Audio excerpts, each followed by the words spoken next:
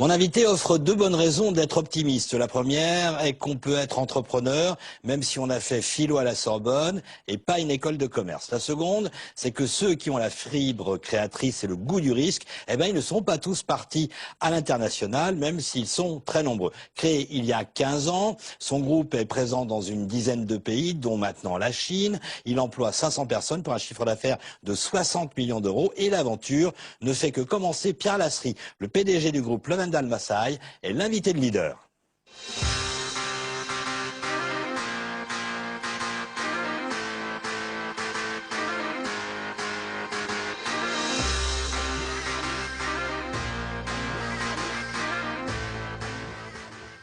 Pierre Lasserie, d'abord j'aimerais qu'on comprenne ce que c'est que votre société qui fait de l'optimisation des coûts. En fait, vous débarquez, entre guillemets, tels les cow-boys, dans une entreprise pour essayer de faire en sorte que cette entreprise économise un peu partout ce qu'elle peut économiser, c'est ça? Ou je caricature un peu? Oui, nous faisons du conseil en optimisation de coûts sur un certain nombre de postes, comme les charges sociales, la fiscalité ou les achats. C'est-à-dire que vous prenez tout ça, puis vous leur dites, là, vous pouvez économiser ça, en fonction de tel règlement, telle loi, tel avantage, etc., c'est ça? Voilà, il existe beaucoup d'économies potentielles dans les entreprises qui sont en général non révélées. Et notre métier, nous avons des experts très qualifiés qui sont là pour identifier ces gisements d'économies et les mettre en œuvre. Et la particularité de ce type de consulting, eh bien, c'est que nous sommes rémunérés en fonction des résultats et nous avons une capacité à prendre en charge la totalité du processus. C'est-à-dire qu'on n'est pas en train de se battre avec le client sur la part du travail qui nous incombe ou celle qui lui incombe. On est en train de dire, confiez-nous la recherche et on ira jusqu'au bout, jusqu'à l'obtention des économies sonnantes et trébuchantes. Est-ce que ça veut dire que le client, donc j'imagine d'abord ce sont surtout des grands groupes parce que il faut être plutôt un grand groupe ou en tout cas une société importante pour faire appel à vous, sinon c'est pas intéressant pour vous ni pour eux, non? Alors écoutez, ça concerne effectivement des grandes entreprises qui ont choisi de confier à des experts très spécialisés des points très précis, puisque la fiscalité c'est compliqué, les charges sociales aussi, elles n'ont pas forcément les ressources en interne, même si elles sont grandes, mais ça concerne bien évidemment aussi de nombreuses PME qui sont à la recherche d'économies parce que la récession récente, parce que l'accès au crédit difficile. Pierre Lasserie, si j'ai 20 personnes, je peux pas faire appel à vous, j'ai pas les moyens de faire appel à vous, ou en tout cas je vous intéresse pas parce que d'abord, est-ce que vous rémunérez vraiment uniquement sur les économies que vous faites? En clair, vous dites ben sur les 1000 euros, moi je vais prendre 20% par exemple d'économies, c'est comme ça que ça se passe? Oui, c'est vraiment la promesse de Lavendal Massaï, c'est vraiment pas un centime, pas un euro. Hors ce que vous réussissez à économiser. En clair, si vous allez chez quelqu'un et que vous n'économisez pas, ben vous repartez comme vous êtes venu. C'est l'idée. Après, il est parfois nécessaire d'avoir un petit peu de financement pour les missions, parce que parfois, sur des très grandes entreprises qui nous missionnent dans 10 pays, sur des projets qui vont durer 18 mois, vous imaginez bien qu'on peut pas... Voilà, on est comme tout le monde, on a un besoin en fonds de roulement à assurer, et donc il y a parfois besoin de faire des systèmes d'avance ou des choses comme ça, mais globalement, l'idée c'est qu'à la fin de la mission, on dira voilà ce qui a été économisé et c'est contradictoire avec le client et voilà le pourcentage qui peut être par exemple de 20, parfois plus, parfois moins selon. Alors, ce que j'avais demandé, il y a un pourcentage précis où il y a où ça dépend de la boîte, de sa taille, etc. J'imagine que si vous allez demain, je viens voir chez Areva ou chez Alstom ou dans une grosse PME, ça va pas être les mêmes pourcentages parce que moins d'économies à trouver, j'imagine, c'est ça? Oui, effectivement. À un moment donné, chaque projet a ses particularités et les économies en jeu sont telles que parfois un petit pourcentage est tout à fait satisfaisant et parfois il n'y a pas un espoir de gain tel qu'on peut adopter un petit pourcentage. Donc c'est vraiment variable. On fait un petit peu du sur-mesure malgré tout. Ça reste des postes stratégiques pour l'entreprise, les charges sociales, la fiscalité ou les achats. Donc on n'a pas des solutions tout à fait, je dirais, voilà, c'est du sur-mesure, c'est pas du prêt-à-porter. Est-ce que entre vos collègues et vous, parce que vous avez quelques groupes, vous êtes quelques-uns, vous couvrez à peu près l'ensemble, on va dire, des 200 premières boîtes françaises, ou est-ce qu'il y a des sociétés qui ont ça en interne et ça induit une autre question. Est-ce que vous n'avez pas un peu, entre guillemets, tué des emplois à l'interne qui ont été du coup externalisés par ces groupes? Il y a de plus en plus d'entreprises qui ont réalisé que faire des recherches d'économie c'était bien de le confier à des spécialistes et par conséquent, de plus en plus d'entreprises, notamment en France, ont décidé, entre guillemets, d'externaliser ce poste. Donc on voit, aujourd'hui, on a plus de 31 sociétés du CAC 40, par exemple, parmi les clients de Wendel Massay, et on voit de plus en plus d'entreprises qui choisissent de confier ça à des spécialistes externes. Donc il y a une tendance à la hausse au recours à des consultants spécialisés qui est très nette et que moi j'ai vu au fil des années, puisque ça fait, comme vous disiez, plus de 15 ans que je suis dans ce métier. Il est vrai qu'il y a 15 ans, il y avait, et notamment en France, une forte réticence culturelle à faire venir des consultants de l'extérieur et a fortiori à les rémunérer en fonction des résultats. Voilà deux choses qui ont été battues en brèche et notamment à l'occasion de la crise et on voit les mentalités qui ont complètement évolué par rapport à ça. Alors, est-ce qu'ils ont évolué parce que ils se sont rendus compte que bon, ben, vous aviez quand même une certaine règle, parce que c'est vrai qu'après tout, ils vous ouvrent tous leurs comptes, ils vous ouvrent toutes les arcanes secrètes de l'entreprise. À la limite, si je caricature, même un pot de vin quelque part, vous allez le voir, puisque vous êtes en train de regarder tous les comptes ou en tout cas des trucs pas très clairs. D'abord, comment vous réagissez si jamais demain ça devait arriver, vous arrêtez la mission tout de suite, et puis est-ce que ça veut dire que vous signez quand même des contrats en tout cas des engagements de confidentialité très importants, très lourds? Alors il est vrai qu'il a fallu montrer patte blanche. Ce métier n'existait pas il y a 15 ans et nous avons été en quête d'une certaine forme de notabilité qui a été acquise au fur et à mesure des années. Et je crois que là aussi, le fait d'avoir participé ces derniers temps, qui ont été des temps très compliqués, comme vous savez, avec la crise, au sauvetage d'un certain nombre d'entreprises. En fait, la crise, elle vous a rendu heureux, vous, hein? Vous avez fait plus 6% l'année dernière. Oui, alors elle nous a rendus heureux, oui et non. On a souffert, comme toutes les entreprises de conseil et de services, d'une formidable, d'un immobilisme terrible, un ralentissement des prises de décision. L'année 2009-2010, qui s'est clôturée le 31 mars, avec effectivement une croissance de 6%, aurait sans doute été meilleure sans la crise. Pour autant, nous avons moins souffert que d'autres entreprises de conseil traditionnelles qui, elles, n'ont pas cette promesse d'économie et qui n'ont pas forcément ce mode de rémunération en fonction des succès, qui ont été qui ont reçu un écho positif à l'occasion de la crise. Ça a été des enseignements positifs à moyen terme. C'est-à-dire que pour la profession qui est la nôtre, qui est une profession en devenir, récente, les conseils en optimisation de coûts, la crise a été, je dirais, difficile, comme peut-être un peu moins que pour tout le monde, mais difficile quand même, avec des conséquences positives sur le moyen terme. Mais pour revenir à votre première question, la question de la déontologie est fondamentale. Il a fallu... Vous avez fait avec vos collègues une charte de déontologie. On vous prenait un peu pour des mercenaires quand même, hein, au début. Voilà, il a fallu montrer patte blanche. Les clients qui nous accompagnent depuis 15 ans sont là pour en témoigner aujourd'hui. On a su leur faire des économies durables et pérennes. On a été là sur la durée. En tenant compte des gens. On va y revenir tout à l'heure, mais entre guillemets des salariés des groupes dans lesquels vous faisiez des économies. Ça aussi, on vous l'a rapproché d'être un peu sans état d'âme, vous arriviez et puis que vous teniez pas compte de la stratégie globale de l'entreprise. Il est clair que le terme qui nous est collé à la peau, que vous n'avez pas cité et qui est celui de cost killer, est un terme qui est à connotation négative. Je l'ai noté, mais j'ai pas encore eu le temps de le dire. Ouais. D'accord. Mais écoutez, j'en parle parce que les conseils en optimisation de coûts tels que Wendel le pratique n'est pas de la réduction de coûts. On ne préconise jamais de licenciement chez Wendel Massay. C'est au contraire des économies cachées dans des postes comme les charges sociales, la fiscalité ou des achats, qui sont de nature totalement indolore sur le plan social, que nous activons, que nos experts, qui sont des gens très qualifiés, savent transformer en euros et donc en cash et en résultats supplémentaires, ce qui a été très précieux à l'occasion de la crise. Et je crois que cette notabilité supplémentaire acquise à l'occasion de la crise est un petit peu le pendant d'une déontologie qu'on a su mettre en œuvre depuis le début, qu'effectivement nous avons traduit dans une charte au sein du Syncos, qui est le syndicat, qui réunit les principaux acteurs de cette profession en France, et qui, bon an mal an, a réussi à faire émerger la notion de conseil responsable. Alors on va parler des entreprises françaises avec Sabine de Langlade des Échos et puis de la France, bien sûr, parce que côté économie, elle a intérêt à en trouver, puisque les grands groupes ont annoncé des bons résultats, mais justement, c'était souvent grâce aux économies réalisées et pas seulement, bien sûr, à la croissance fut-elle externe. Voilà, on voit le reportage signé Charlotte Grégory et on en parle avec Sabine de Langlade et Pierre Lasserie. Mars 2010, le Fonds monétaire international revoit ses prévisions de croissance à la hausse et la page de la grande récession 2009 semble enfin tourner.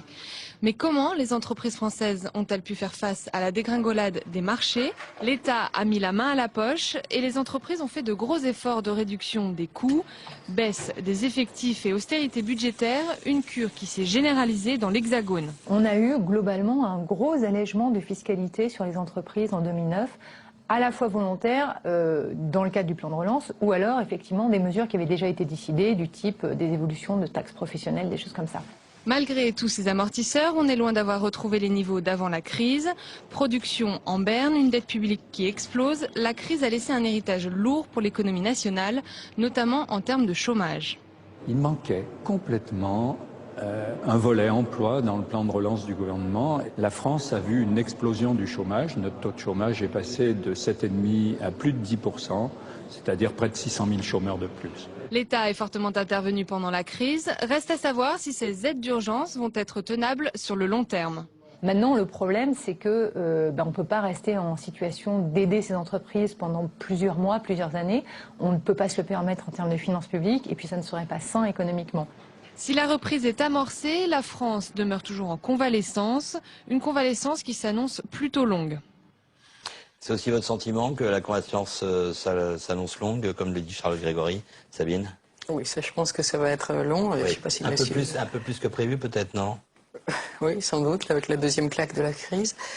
Mais c'est vrai, si les entreprises ont sauvé leur marge l'année dernière, c'est pas à cause de leur activité, grâce à leur activité, mais c'est essentiellement grâce aux économies de coûts qu'elles ont pu faire. Donc on ne se doutait pas qu'il y avait de telles réserves de productivité dans les entreprises. Est-ce que, vous qui êtes un expert, est-ce que vous pouvez nous confirmer, et est-ce qu'il y en a encore après tout? Ça va continuer?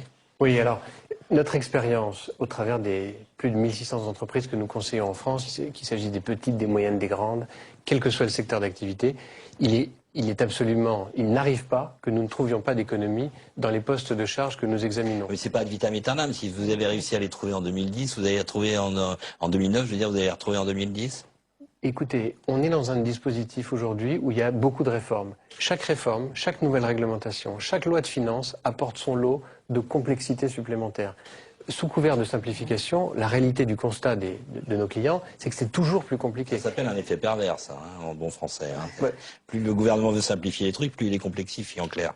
J'allais dire que le principal fournisseur de R&D de l'ONDalmacet aujourd'hui, c'est la loi de finances chaque année Bercy. Donc oui, c'est compliqué. On est dans un pays, et d'ailleurs c'est pas complètement par hasard que l'ONDalmacet est né en France. On est dans un pays où il y a une réglementation fiscale, sociale, etc., de plus en plus complexe, et ça va en empirant. On a des nouvelles réglementations qui arrivent avec la fiscalité environnementale, etc. Les entreprises sont toujours en train de s'adapter. Elles ont besoin de s'adapter en permanence, et donc elles ont besoin de s'appuyer sur des experts spécialisés. Mais justement, est-ce que vous pourriez nous faire le profil de votre client idéal? C'est-à-dire, en gros, pour vous, le client idéal, je suppose que c'est l'entreprise la plus dépensière. Est-ce que ça dépend des secteurs, des tailles? Écoutez, le client idéal, c'est un client qui va bien, parce que les entreprises qui vont mal, même si parfois on arrive à les aider, c'est jamais agréable et c'est jamais simple.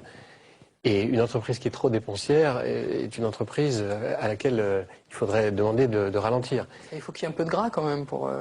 Oui, mais il y a tout... Je veux dire, encore une fois, la réglementation est tellement complexe. Le cycle de l'économie va tellement vite qu'il y a toujours des marchés qui évoluent. Dans le domaine des achats, dans le domaine des charges sociales, dans le domaine des charges fiscales, il y a toujours des nouveautés auxquelles il faut s'adapter. Alors, par exemple, des fois, les PDG annoncent de manière un peu symbolique, on va tous voyager en seconde, y compris pour aller à l'autre bout de la Terre, on va prendre le métro et puis les voitures de fonction, etc. Passez-moi l'expression, c'est de la frime, c'est de l'affichage, non? C'est pas là qu'on trouve des économies, c'est pas en passant de la business à la classe touriste pour faire un Paris-Tokyo que ça va changer grand-chose, non? En tout cas, c'est pas le genre de sujet sur lequel nous on intervient, même s'il faut remarquer, s'agissant des classes affaires, qu'elles ont été pas mal désertées. La réalité, c'est que aujourd'hui, ce qu'on appelle la rigueur, et d'ailleurs c'est un mot qui fait peur, hein, on veut jamais l'employer, c'est un tabou. C'est un tabou. Alors non, justement, dans les entreprises, là j'étais sur ce qu'on entend sur le politique. Une entreprise doit être gérée de manière rigoureuse. On doit toujours traquer les euros superflus dans une entreprise. C'est notre métier. certains efforts sont faits en interne dans l'entreprise, mais d'autres, on s'aide de spécialistes parce que c'est compliqué. Voilà. Est-ce que justement les entreprises donc, sont plus rigoureuses que l'État? Est-ce que vous-même vous avez des clients publics? Clairement. Alors, oui et oui. Oui, les entreprises sont plus rigoureuses que l'État et d'ailleurs, c'est, je pense, un axe de développement fort pour la réduction du déficit. Hein. Enfin, l'équation, elle est simple. Vous la connaissez beaucoup mieux que moi. La RGPP. Vous avez appelé M. Barouin, il vous a appelé pour lui dire vous êtes prêt à aller voir les comptes publics? Je suis certain qu'il va le faire très bientôt. Ouais. Voilà, 80% de dette, 1% de croissance en 2010 et 8% de déficit. L'équation, elle est très simple. C'est la même à laquelle ont été confrontées les entreprises pendant la crise depuis septembre 2008. Forte récession, coupure d'accès au crédit, il a fallu trouver en son sein, dans l'entreprise, les moyens de son financement et de sa survie. C'est comme ça que les entreprises se sont, effectivement, comme le reportage le disait, se sont concentrées sur la recherche d'économies. Et encore une fois, recherche d'économie, ça ne veut pas dire plans sociaux, ça ne veut pas dire taper dans le capital humain. Honnêtement, sans langue de bois, Pierre Lasserie, oui. Le salarié, il arrive en quelle position dans les recherches d'économie d'une entreprise? À quel moment vous touchez éventuellement au poste salarié? En ce qui nous concerne, jamais, ça ne fait pas partie de notre offre. Okay. Et ça ne fait pas partie des choses parce qu'il faut qu'on ait voilà, notre cadre. Notre cadre, c'est les postes de charge sur lesquels nous avons une expertise forte. Nous ne préconisons pas jamais de licenciement. Au contraire, nos interventions permettent de les éviter. J'ai cet exemple en tête, une petite entreprise éditrice de jeux vidéo qui pensait avoir droit à 200 000 € de crédit d'impôt recherche au titre de la nouvelle réglementation depuis 2008 que vous connaissez. Elle s'apprêtait, au vu de la réduction du carnet de commandes, avec la crise, la récession, à faire un plan social. L'intervention de l'ONDAL-Marseille a permis de déterminer que l'entreprise avait droit non pas à 200 000 mais à 1 million de crédits d'impôt recherche, qui, en plus, grâce au plan de relance, est venu tout de suite, en remboursement immédiat, ce qui veut dire que cette entreprise, non seulement n'a pas appuyé sur le bouton du plan social qu'elle prévoyait de faire, mais a recruté plusieurs personnes en plus dans le département recherche et développement qui avait été à l'origine du CIR. C'est pour dire que non seulement on ne préconise jamais de licenciement, mais les économies du type de celles que l'on met en œuvre permettent de les éviter ou de les ralentir. Lorsque je ne dis pas que c'est la solution absolue, mais il y a moyen de ralentir les plans sociaux qui, au demeurant, coûtent très cher à réaliser et puis dégradent massivement l'image et le climat de l'entreprise. Donc c'est mauvais sur tous les plans.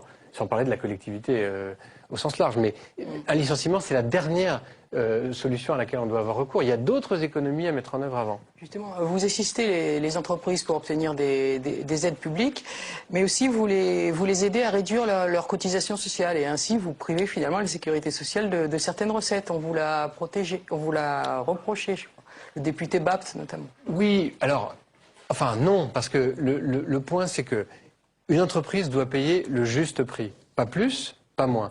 Pourquoi irait-on payer, au motif de la complexité, davantage de cotisations, accidents du travail et maladies professionnelles, puisque c'est de ça dont il s'agissait avec BAPT, alors qu'il y a une réglementation qui, certes, est d'une complexité rare et qui, certes, est peu accessible au commun des mortels, il faut payer le juste prix. Donc, on réduit à due proportion et on paye la bonne facture et pas davantage. Voilà.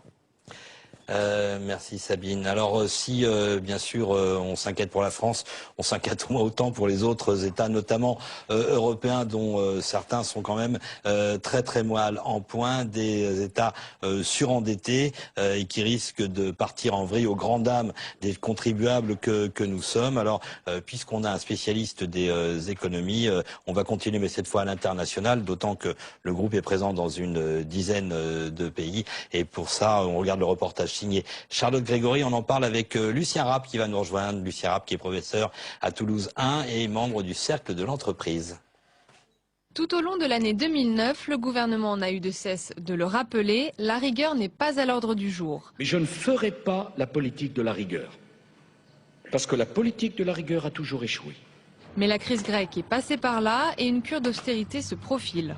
Nous allons continuer d'irriguer des politiques publiques, mais en poursuivant l'effort dans des mesures qui ont déjà produit des résultats, la poursuite de la révision générale des politiques publiques, la poursuite du non-remplacement d'un fonctionnaire sur 2, une logique d'économie de 10% sur les dépenses de fonctionnement et les dépenses d'intervention de l'État sur les 2 années qui viennent, avec 5% d'économie dès l'année prochaine. Même chose en Europe, la tendance est à l'austérité. En tête, l'Allemagne qui fait figure de bon élève. Lundi, le gouvernement a réaffirmé sa détermination. L'Allemagne va mener une politique de rigueur budgétaire à partir de l'an prochain et pour les années à venir. Problème, cette austérité pourrait étouffer la reprise. Les critiques se multiplient. À trop vouloir miser sur la rigueur, l'Europe risque d'oublier d'investir dans l'avenir. Lucien Rapp, vous êtes l'édit professeur à Toulouse, membre du service de l'entreprise. Vous êtes aussi un grand avocat international. Vous connaissez plein de grands groupes internationaux. Est-ce qu'ils ont les mêmes inquiétudes que nous en termes justement de coûts, d'essayer de faire des efforts, de réduire les coûts par tous les moyens? C'est un phénomène très largement partagé. C'est un phénomène ancien. Cela fait déjà plusieurs années que les entreprises recherchent à réduire leurs coûts, cherchent à optimiser leurs dépenses, pour reprendre votre formule, et elles sont imitées aujourd'hui par les États avec l'ampleur des dettes souveraines. Alors justement, est-ce que vous, Pierre Lasry, vous êtes Lowendal Massay et dans une dizaine de pays, vous venez d'arriver en Chine, vous allez faire quoi avec les Chinois? Est-ce qu'ils sont en début de truc et ils n'ont pas besoin d'économiser, au contraire, ils ont besoin de croître, non? Oui, alors justement, notre objectif en Chine, c'est d'accompagner les grandes entreprises occidentales qui s'y implantent vite parce que c'est le premier marché du monde aujourd'hui. Donc en fait, on y est depuis longtemps en Chine. On y était auparavant. On avait ce qu'on appelle un bureau de sourcing, c'est-à-dire que notre objectif était d'aller en Chine pour identifier, qualifier et présenter à nos clients occidentaux des fournisseurs chinois pour des raisons bien entendu de coûts de production. Aujourd'hui, la Chine, comme vous le savez sans doute, n'est plus un pays low cost. Les entreprises chinoises d'ailleurs, elles-mêmes font produire hors Chine. En revanche, c'est devenu peut-être l'Eldorado mondial et il a fallu pour les entreprises occidentales qui veulent s'y implanter, eh bien s'adapter. Enfin, il faut s'y adapter. Il faut adapter son outil de production et c'est ce que nos clients nous ont demandé de les aider à faire, d'où l'ouverture d'un bureau de consulting récemment à Shanghai. Mais il y a quand même des tendances inflationnistes qui pourraient conduire l'État à une cure d'austérité d'ici quelques mois. En Chine. Ce qui est plutôt, enfin, ce qui n'appelle pas c'est pas un frein pour notre développement en tout cas. Pas du tout. Au contraire, il faut d'ailleurs signaler que l'État chinois a de bonnes idées puisqu'il met en place un dispositif de crédit impôt recherche lui aussi pour pousser les entreprises chinoises à innover. Donc on voit qu'il y a des mesures positives du même titre que celles qui sont prises en Europe du côté de la Chine. Donc on a de quoi entre guillemets s'inquiéter ici en Europe de la concurrence chinoise sans aucun doute.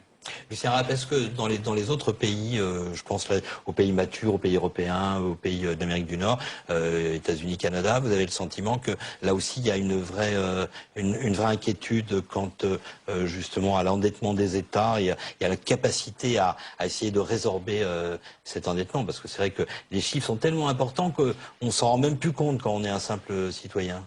Oui, pour la France, 1500 milliards d'euros, c'est une somme énorme. Voilà, mais ça ne veut plus rien dire. Ça ne veut plus rien dire, effectivement. Vous connaissez le proverbe, quand je dois 100 euros à mon banquier, j'ai un problème, mais quand je lui dois beaucoup plus, 10, 20, 30 fois plus. Exactement, c'est son problème. Et c'est un petit peu ce qui se passe, effectivement. Et le réveil des marchés, c'est le réveil des investisseurs qui sont légitimement inquiets de ce qui se passe dans les États et de leur capacité à faire face à leurs engagements financiers. Est-ce que les États ont commencé à faire appel à vous dans les autres pays ou des services publics? Ou est-ce que, pour l'instant, Lowendal Massay, comme ses confrères, sont très entreprises privées, entre guillemets? Le secteur public est un vrai axe de développement et nous nous réjouissons de voir une nouvelle génération de dirigeants, d'administrations, d'hôpitaux, d'établissements publics en tout genre. Comme des businessmen, en fin de compte. Voilà, qui commencent comme des gens d'entreprise. Avec une grande difficulté. Et d'ailleurs, je leur souhaite beaucoup de courage parce qu'il y a une inertie et une résistance au changement dans l'administration qui est N fois plus forte que celle qu'on a pu voir dans certaines entreprises, et Dieu sait qu'elle existe, pour implanter dans le secteur public des pratiques que je qualifierais de modernes, de gestion rigoureuse, et qui empruntent à des techniques tout à fait maintenant, je dirais, avérées et déployées dans le secteur privé, mais qui, pour l'instant, sont balbutiantes dans le secteur public. Alors ça, on le voit en France, et on le voit aussi dans d'autres pays où nous intervenons. Donc oui, Lowendal Massay travaille et a vocation à travailler de plus en plus pour l'administration, pour l'État, pour les États, membres en général qui sont tous confrontés au mur de la dette, au mur du déficit et qui doivent diminuer leurs dépenses publiques. Et la bonne nouvelle, c'est qu'il y a des moyens. Il y a des moyens sans augmenter les impôts ou sans diminuer le nombre de fonctionnaires, ce qui est peut-être un autre levier. Mais il y a des moyens indolores là aussi, ne serait-ce que par exemple dans le domaine des achats. Dans le domaine des achats, si on implémente des pratiques du secteur marchand, du secteur privé, dans par rapport aux pratiques qui sont celles du public aujourd'hui, on va faire des milliards d'euros d'économies, des milliards d'euros. Et paradoxalement, il y a un vrai savoir-faire français dans ce domaine. Puisque nous avons un certain nombre de techniques que nous sommes en mesure d'exporter, l'externalisation des fonctions, la délégation de services publics, la transformation d'administration en établissement public, tout cela, on le maîtrise depuis très longtemps, sans doute parce que la France est très exposée depuis de nombreuses années. C'est ce que je veux dire, elle est très réglementaire, entre guillemets. Elle est réglementaire, oui. Doit aussi être un peu effrayé, comme le disait Pierre Listreux au début de l'émission, sur le nombre de lois, de règlements, c'est assez effrayant quand même, non? C'est un reproche qui est souvent fait à la France. C'est pas quand même le pays le plus réglementé du monde. C'est un pays dans lequel la réglementation est très présente et elle est nécessaire pour que les avocats puissent trouver un espace pour fonctionner et pour que des entreprises comme les vôtres puissent développer. Mais effectivement, on exagère parfois parce qu'il y a des domaines dans lesquels la réglementation est plus souple chez nous qu'elle ne l'est ailleurs. Dans le domaine bancaire, dans le domaine financier, je ne suis pas sûr qu'en France nous ayons une réglementation qui soit exorbitante par rapport à celle de nombreux autres pays. Et pourtant on dit que les banquiers, la commission bancaire est quand même, garde les banquiers quand même au microscope et qu'ils sont terriblement encadrés en fait. Elle est vigilante, mais elle est vigilante dans un contexte international où tous les établissements financiers de premier rang le sont. Est-ce que la taxe carbone, puisque Bruxelles va remettre la taxe carbone sur le tapis le 23 juin prochain, est-ce que la taxe carbone va être encore une source entre guillemets pour vous de permettre aux entreprises de faire des économies? C'est un nouveau entre guillemets, c'est un nouveau vecteur pour vous? Alors d'abord, ce qu'il faut dire sur la taxe carbone, c'est que c'est bien, au sens où c'est une fiscalité vertueuse. Ce qu'il faut, c'est qu'elle vienne se substituer à une autre fiscalité. Elle ne peut pas s'ajouter, parce que sans quoi on tue la compétitivité. Donc il faut que entre guillemets, la bonne fiscalité chasse la mauvaise. Bon.